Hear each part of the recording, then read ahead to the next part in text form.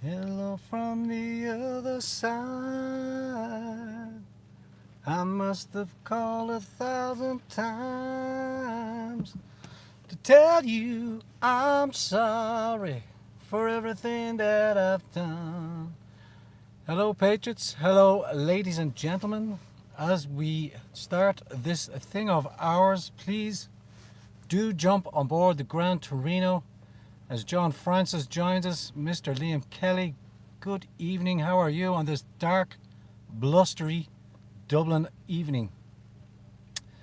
5x5, what a shambles. Thank you very much. Hello, folks. Cynthia Kading back in the house. Joe Walsh, 5x5. Good to see you, Dahi. Danny in the house. And Lady Rotha, a long-time supporter, first-time caller. Michael Murphy, 5x5. Grand Torino. Good Ramila Mohagat. Thank you very much, Patriots. Patriots, ladies and gentlemen, viewers from around the world, my good followers, my good friends. And I wanted to do something completely different, as the title suggests. I came across this article and I've been doing a little bit of, I wouldn't say deep diving, but I'm just about to get started on it. But it's something that I've came across quite a few times over the years. Us, lovely world. I've come across it a few times, and it seems to have gone to peer review. A Professor Valentina Zarkova has just recently published a paper which I find absolutely fighting. Michael Murphy, thank you very much. Us. So yeah, like I say, something different for the weekend. This weekend I intend to spend time with family, most importantly. I have an event with a nephew of mine coming up, looking very much forward to that and spending some much needed time with family. Also on the Sunday I will be enjoying not only the Lord's company in the morning, but I will be enjoying my friends to maybe engage in a little bit of banter around the rugby, but more importantly to catch up, because I have been not around the place. Good evening as well, Donald Casey. Okay, so I don't want to do an overly long one for the weekend. It's just something, a little palate cleanser to tide you over the weekend till I inform you of the machinations that's going on here in the Republic of Ireland. For those of you viewing abroad, absolutely not my problem. And when more information becomes, because the mainstream media are talking about the new direct provision centre in Tullamore, already setting out the premise that this will not be an Uachtarard, and this the machines of the state are in full effect trying to quell dissension and quash any sort of talk on the migration issue. But that aside, for this evening's disquisition, I bring to you the theory of the grand solar minimum. This is a lovely little interesting article. I will link it in the comment section straight after the show, and I will pin it to the very top for you to read on through. Also included in the article is the peer review piece itself, for those of you that want to jump in and deep dive into the Grand Solar Maximus and the Grand Solar Minimus. We are approaching great stuff. Thank you for that, Bobby. Even with the inclement weather, we are on 3G. Little bit of lighting, a little bit of magic with the microphone. But let me get through the article, and then I want to read some of your thoughts after the fact. And then we'll sign off with a roll call. Keep it nice and sweet. How does that sound with you? Live chat. Do I get a thumbs up or a thumbs down? We're not going to talk on anything political this evening. We want it to be, as I say, a palate cleanser from all the other dross that we are brain fed and pushed through. For Fight for Ireland gives us a thumbs up. Thank you for that. You're going to like this one then, Michelle Kennedy. Exactly. Geoengineering. And nobody talks about the sun. Okay. Bear with, let's get into this. Professor Valentina Zarakov's recent paper, Oscillations of the Baseline Solar Magnetic Field and Solar Irradiance on a Millennial Timescale, has been accepted for publishing in Nature. Thumbs up all the way through from live chat. Thank you very much. It SM from 2020 to 2055, as all four magnetic fields of the sun go out of phase, while also suggesting centuries of natural warming post minima. Good sound, thank you very much. Zarakova's team expanded double dynamo calculations match up almost perfectly with the timelines of the past grand minimus. The Maunder minimum 1645 to 1715, Wolf minimum 1300 to 1350, and Ort minimum 1000 to 150. Homer minimum 800 to 900 BC, as well as the past Grand Maximus, the medieval warm period 900 to 1200, and the Roman warm period 400 to 150 BC, and so on.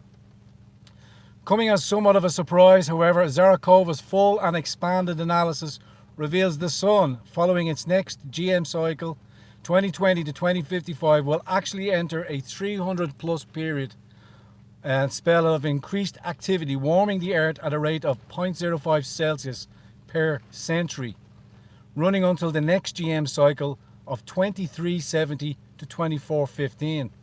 We'll be on that long road and stairway to heaven, I believe. I know. Succeeding that cooling period, 2415 onward, the world, according to Zarakova, will continue on its warming trend, again in an average of 0.5 Celsius per century, until the year 2600, when the Sun will flip to a prolonged cooling phase for the next 1,000 years, and likely propelling Earth into the next ice age. Lots to look forward to. It is a little confusing why Zarakova failed to mention these long spells of warming, 2055 to 2370, and then 2415 to 2600 in her original teaser presentation back in October 2018. Whether it has been included to continue her funding or see her GSM message reach a wider audience is honestly anyone's guess. Though, to her credit at least, the 0.5 Celsius warming per century is driven by the Sun, not you. Not CO2. Can we have a conversation about this one, RTE, before you bring in, bloody climate tax? I've had enough. I've really had enough, I've told you. Taxing me here, taxing me there.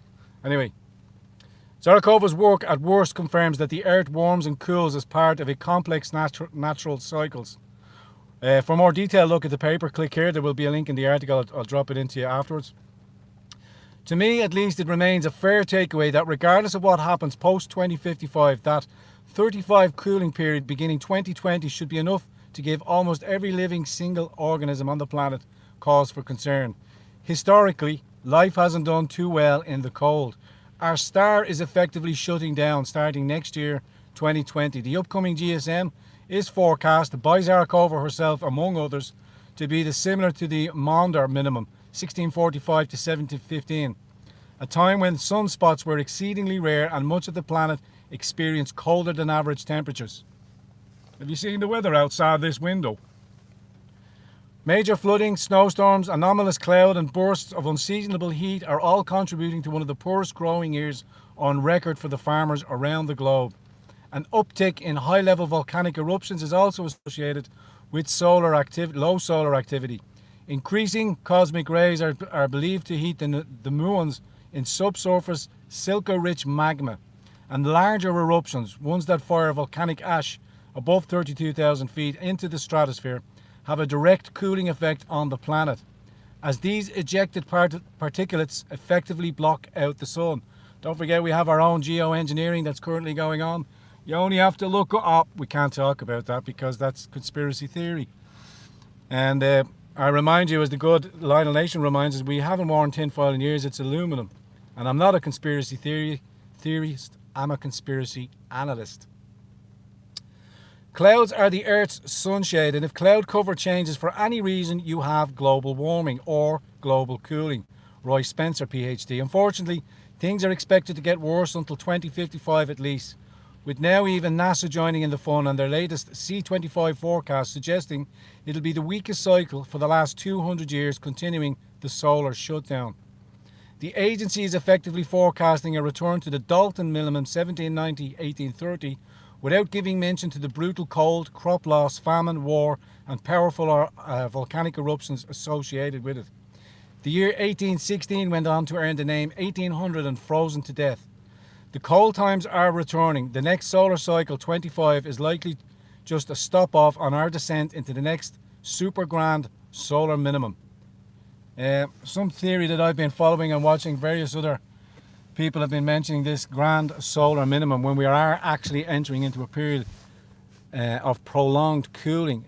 And as the Professor Zarakova's piece or paper presents us with a sort of a cyclical bump and climb as it descends into a grand prolonged period of cooling. Red Knight says even Sweden is 25% awake, Ireland 1%. Jumping into another conversation as I reach the 10-minute mark, and I wish you all a hearty and blessed and a very enjoyable weekend.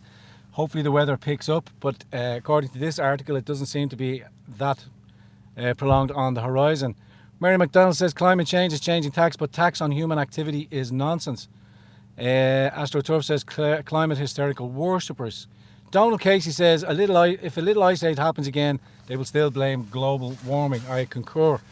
So we never get to talk about that big ball of heat in the sky, and if it is going through its extended period of cooling, which I agree with, why the need for this climate tax? We are saying these factors are human induced. We have no barometer of testing to show what human activity on the scale of it would be minute compared to the volcanic eruptions which have released in the last one, released a combined pollutants into the sky of anything that human existence has ever contributed to. But we cannot do that. Again, like I said to you, I'll leave the link in the bottom of the comment section as soon as we sign off here. And before I do, if you could, please brighten my Northern Star. Don't forget, smash the like button. If you could, hit the subscription button if you're new to the channel, and also click the bell. And you might get a notification of these broadcasts. Pfeiffer Irish says Black 47 was an insult. Still a good movie though. Sound has gone, said Irish Red. Okay, before you go, please, as I always encourage you, your name of where you are in the world, and we'll do a quick roll call, and then I will sign off, and we will jimble jobble into the ether of the weekend. Quick roll call coming up. Shani Mac still having a check. Love the rosaries. Thanks you. GT Arizona says hi. Please coloured 47. Russell R. Kansas from Cynthia Kading. We got on the ball GT fight for all, and keep fighting, Astro. I will indeed. Meath, Mayo, Galway, Offaly, Isle of Man, real climate change. Dunleary, good to see you, Patriot. As they come in, we got County Kerry in the house. Top man GT, keep it, Sir David Carlo. Quebec as it speeds up. Floyd, the moon, dark side of, I think, the lily whites. What's the story? Ronan and Offaly, go on, you good thing. Chubby's in Galway. Joe Walsh is from Selbridge, Israel, Tipperary, County Down, Limerick in the house from Keane, and London also paying a visit.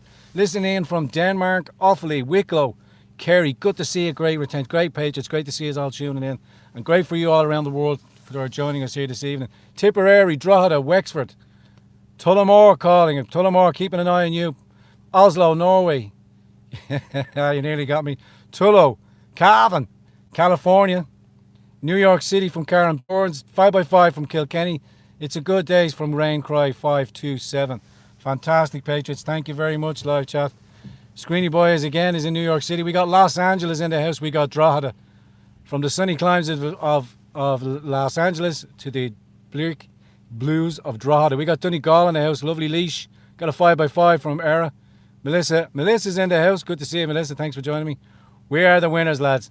Listen, ladies and gentlemen, as we go forward into this period of uncertainty, Lisburn also in the house. Finished with a song, Ron. Will I do a song for the weekend? What was I working on there? I was thinking of Dublin City in the rare old times. I've been working on that one there. I might sing that one time. Raised on songs and stories, heroes of renown. I won't go straight into it, folks, because I haven't. No, please don't, from Peter Stewart. No, I won't go singing crazy. I want to keep this a short broadcast. Listen, thank you all very much for your continued support. We strive forward. We keep an eye on the machinations going on here in Ireland concerning our voting elections. I think, as it stands, we might be heading back into another general election. Our politicians, if they're not sitting in pub stools slagging off protesters and smearing them as racist, you know who you are. Sinn Féin councillor. Also, we have the mainstream media out there also jumping onto the bandwagon. Our main RTE Primetime also snooping around Dublin 15, trying to besmirch and defame and slander women, trying to trying to come to an understanding and ask for some clarity by the council why they are not included on their hidden internal lists, why they've been on lists for social housing for the last 10 or 15 years, and with their very own eyes see complete strangers supersede them and as Dublin 15 continues into becoming a multicultural centre, more or less balkanised. Don't forget, keep your eyes on Balbriggan. Lots going on up there. Lots to talk about. But I would be very much indebted to anybody up there who would want me to come up there and visit and take me through and have a walk around. I would definitely receive that invitation and come and join you up there and maybe talk through some of the pros and cons of what's happening to the strong, rapid, increased development in Balbriggan. As another 200, I believe, houses are coming online, we will wait to see who gets onto those kiddies. Okay, ladies and gentlemen, not going to waffle on too much longer. Thank you very much again for your continued support, and I'll see you again on the next episode. Have a great weekend. See you again soon, Patriots. Us.